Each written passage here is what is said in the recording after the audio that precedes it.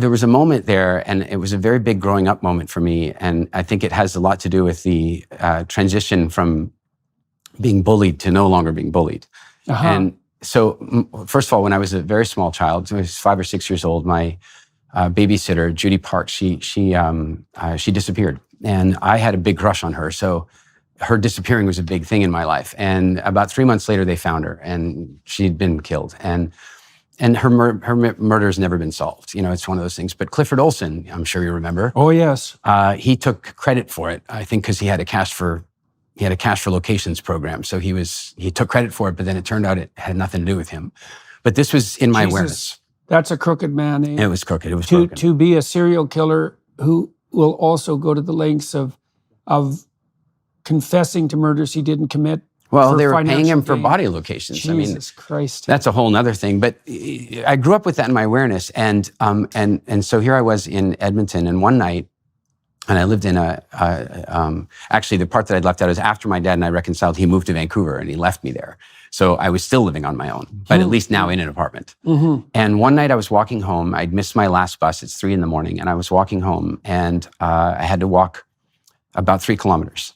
And this is in East Edmonton. It's not the safest area in the world. And I'm going up through the alleys because it's longer to go on the lit streets. So I just take the alley route.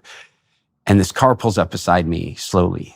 And there's a guy in the car doing unacceptable things to himself while watching me as he walked by the car. Yeah, fun. And the first thing I did is I went to my back pocket because it was like routine for me to have a switchblade or a butterfly knife. But I had just been out with some friends at a club that had metal detectors, so I didn't have one.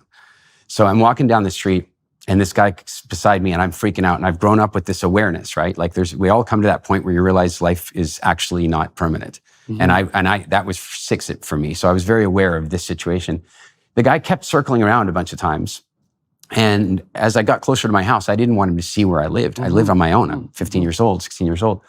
So I go into the school ground behind because it was floodlit like crazy to keep all the druggies out and stuff. So I go into the school ground and I climb up the spiral slide because I figure if I get to the top of the spiral slide, I'm safe. Right. Like there's no way he can get up there without coming up face first, right? Right. So I climb up there, floodlit, and plus there's apartment buildings on all sides of me. So there's witnesses, right? Like I'm in the safest possible place I could be at 3 o'clock in the morning. And he pulls into the school parking lot. And he sat there for quite a while, and then he opened his car door. And it's all so vivid to me. Like the car was yellow. That's a long memory to hold on to, but, and he walked across the grass. And as he walked across the grass, I contemplated what was going on.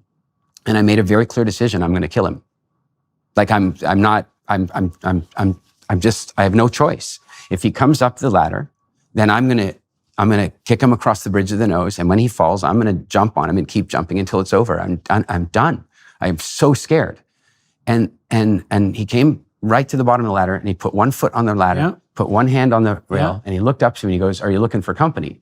And I'll save the actual vernacular that I used for him at that moment, but I was unkind. And he turned around, he walked back to his car, and he sat in his car for 3 hours. And I stayed at the top of the slide for 3 hours. I did not come down. And then eventually— That's a learning moment. But the weirdest thing is I was never bullied after that, ever again. What changed? I was willing to stand up for myself physically. But what do you think changed? Like, you said you weren't bullied. That means you were signaling in a different manner, right? Yeah. You see, I saw this in my clients sometimes as a clinician. I would see them integrate their shadow, let's say. And one of the things I really noticed, you can actually see this, by the way, portrayed in the movie The Lion King. It's very interesting because Simba, when he's an adolescent, like a child, an adolescent animated, has a facial expression sort of like this, right? It's like everything's coming in. He's like a deer in the headlights, say. Then he has this initiation experience where he realizes his affinity with his father, and his father has a very commanding visage, a very commanding face, very differently animated. And these, of course, Disney-level animators are bloody geniuses, so they capture these things. And the animators flip Simba's facial configuration at that point so that there's a setness and a harshness to the way that he looks at the world. It's as if he's coming out instead of things coming in, right? He's got a command to him. And I'm wondering if that experience that you had restructured the physiognomy of your facial expression. Posture, Posture, facial expression, and reaction. Eye contact. And reaction. Many years ago, and I read this article, and it set the foundation for almost all the work that I do today. And it was like, it influences everything I do. And it was an article about 2 women who were sexually assaulted in Central Park around about the same time. And this investigative journalist followed them after it happened, the recovery, and what their lives were like afterward.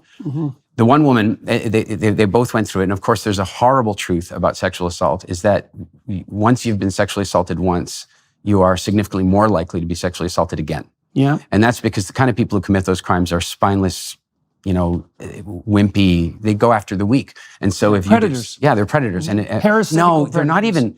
They're the wrong.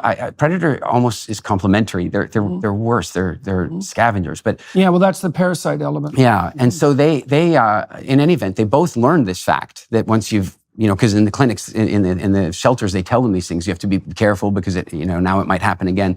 The one woman hears that news, and the meaning she creates is, I am now even more of a victim than I was before. Yeah. And she turns to, a prescription and non-prescription medication and suicide attempts, and it ruins her whole life. Right. So that's the anxiety root. The other woman, she said, well, why? Why are you attacked the second time? Yeah. It's because you're displaying fear. Fear, you bet. So she went to a self-defense class, and she learned some useful things, like a credit card held in the right way, swiped across the throat, can actually cut it.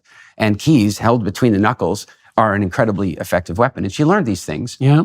And she started walking down the street differently. And yeah.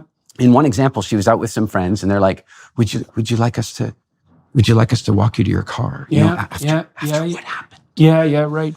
And she's That's like, an invitation. No, I don't want you to walk me to my car. I will walk myself to my car. Yeah. And pretty soon her friends were like, would you walk me to my car? Right. So she starts a self-defense clinic. It gets franchised, and she, she opens a few of them, and here's the telling moment in the interview. The interviewer says to her, if you could go back in time and prevent your own rape, would you do that? Mm-hmm. She says, no. I am significantly more afraid of the woman that I was before it happened than I am of the event itself. Yeah, right. And I when I read that, and I thought about what happened. Those parasitical predatory types, especially with regards to predation on children, is they look for children who are uncertain and easily cowed. Yeah. And so that's another thing for everyone watching and listening to know. If you teach your children to be afraid as their fundamental response to the world, you are enabling the people who prey on them, because the people who do that will watch, and they target the children they think they can intimidate into silence. Yeah. So that trembling like a rabbit in the evil serpent eye of the predator, that's a very bad strategy for human beings, because we're not rabbits, and we don't use background camouflage as our defense. Yeah. It's that calling out of aggression that's the right response to predation. Now, it's interesting, that you said that you weren't bullied again after that, eh? Mm. Yeah. That's a very interesting transformation.